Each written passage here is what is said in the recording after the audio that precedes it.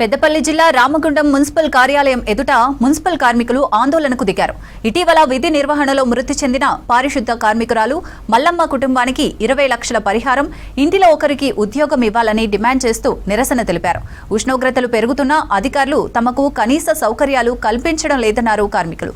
ఇష్టం వచ్చిన రీతిలో మాట్లాడుతూ తమను ఇబ్బందులకు గురి చేస్తున్నారని ఆరోపించారు. ఎండ తీవ్రతకు అనుగుణంగా కార్మికుల పనివేళల్లో మార్పులు చేసి మంచినీటి సౌకర్యం కల్పించాలని డిమాండ్ చేశారు. రామగుండం కార్పొరేషన్ ప్రాంతాన్ని పరిశుభ్రంగా ఉంచే బాధ్యతలో ఉన్నటువంటి కార్మికులను అత్యంత దారుణంగా ప్రవర్తిస్తూ ఉన్నది.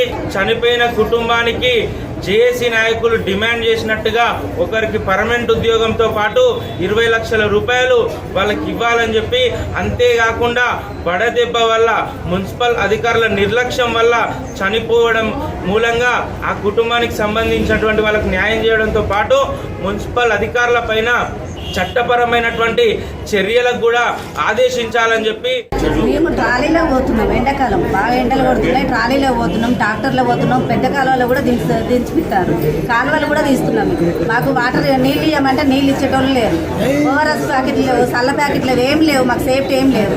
మల్లమ్మకి ఆశీర్వాడి డ్యూటీకి పోయింది. డ్యూటీకి పోయిన తర్వాత మళ్ళీ అవుట్కి రాలేదు ఆమె. సరే పెద్ద మనిషి కదా, అవుట్ లేదనుకున్నది, పోయింది. ఆమె ఏమైందో అన్నది కూడా మాకు తెలియదు. అయితే ఈ మేడం వచ్చిన కానీ మాకు చాలా ఇబ్బంది అవుతుంది. మా యూనియన్ నాయకులను కూడా దగ్గరికి రానిస్తలేదు.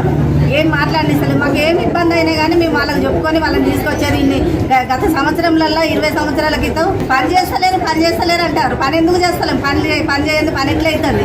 మేయర్ గారు అంత వాడ తిరిగి మేయర్ గారు చూసుకుంటారు. మేయర్ గారు చూసినప్పుడు కమిషనర్ చూడాలి కదా. ఎవరు ఖచ్చితంగా మాట్లాడితే వాళ్ళని తీసేస్తారంటారు. మరి ఎంతమందిని తీసేస్తారో ఇప్పటికైనా తెగించి మేము సమ్మెలకు